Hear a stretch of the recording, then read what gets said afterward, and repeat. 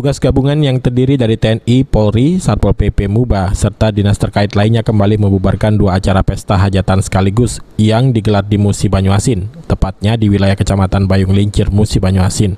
Meski di tengah penerapan PPKM level 4 di Kabupaten MUBA, ternyata masih ada masyarakat yang membandel dengan menyelenggarakan pesta hajatan yang cukup besar. Aparat gabungan TNI Polri bersama tim Satgas COVID-19 yang mendapat laporan tersebut terpaksa membubarkan paksa 2 tempat hajatan pernikahan. Juga hajatan hitanan di Desa Tampang Baru serta Desa Muara Bahar, Kecamatan Bayung Lincir, MUBA, karena memicu kerumunan dan pelanggaran protokol kesehatan sehingga bisa menjadi ajang penyebaran wabah virus COVID-19.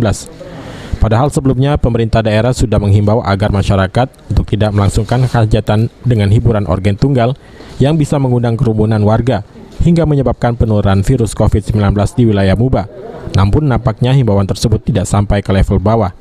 Jangan hiburan dulu, situasi kita di Bayung MUBA ini masih level 4 PPKM darurat, termasuk penyumbang COVID-19 yang terkena COVID-19 semakin meningkat. Makanya kita MUBA Jakarta seluruh Indonesia kita termasuk di level 4 yang paling tinggi ya Pak Sekda. Membubarkan dua acara kerumunan, pertama di Desa Tampang Baru, kemudian di Desa Muara Bahar.